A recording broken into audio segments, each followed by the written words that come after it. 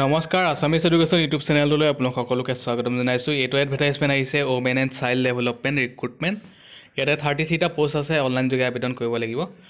Directorate of women and child development আছামৰ ফালৰ পৰা আহিছে। লাষ্ট ডেট হৈছে 24 তাৰিখলৈকে আছে, 24 ফেব্ৰুৱাৰী 2024লৈকে আছে। আপোনালোকে সোনকালে অনলাইন যোগে আবেদন কৰি ল'ব। এতিয়া কি পোষ্ট আছে আপোনালোকে এবাৰ চাই লওক।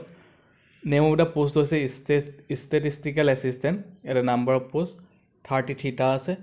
কেটেগৰী ৱাইজ যিটো আছে ইউআৰৰ কাৰণে 17টা, OBC MBC কাৰণে 9টা, SC কাৰণে 2টা, STP কাৰণে 3টা, ST হিলছৰ কাৰণে 2টা, PWD কাৰণে 1টা আছে। আৰু দৰমহা যদি চাই তেতিয়াহ'লে 14,000 টকাৰ পৰা আৰম্ভ হ'ব, 14,000ৰ পৰা 70,000 টকালৈকে। আৰু গেট পে যদি চাই তেতিয়াহ'লে 7,400 টকা পাৰ মান্থ আপোনালোকৰ গেট পে থাকিব। এতিয়া বয়সৰ সময়সীমা কিমান হ'ব লাগিব? 21 ইয়াৰ্ছৰ পৰা 40 ইয়াৰ্ছৰ ভিতৰলৈকে আবেদন কৰিব পাৰিব। 21 বছৰৰ পৰা 40 বছৰলৈকে আবেদন কৰিব পাৰিব। বয়সো ভালেমানখিনি দিছে।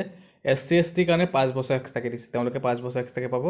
তেওঁলোকে 45 ইয়াৰ্ছলৈকে আবেদন কৰিব পাৰিব, যোনখিনি SC ST কেণ্ডিডেট হয়। OBC MBC কাৰণে 3 বছৰ দিছে, তেওঁলোকে 43 ইয়াৰ্ছলৈকে আবেদন কৰিব পাৰিব।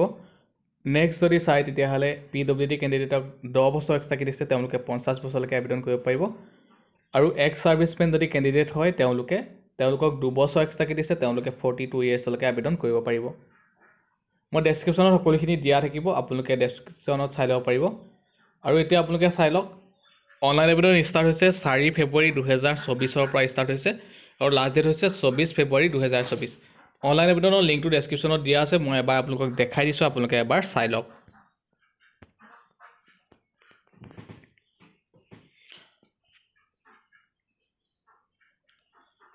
মই ডেছক্ৰিপশ্যনত দি থোৱা থাকিব, আপোনালোকে কোনো ধৰণৰ চিন্তা কৰিব নালাগে।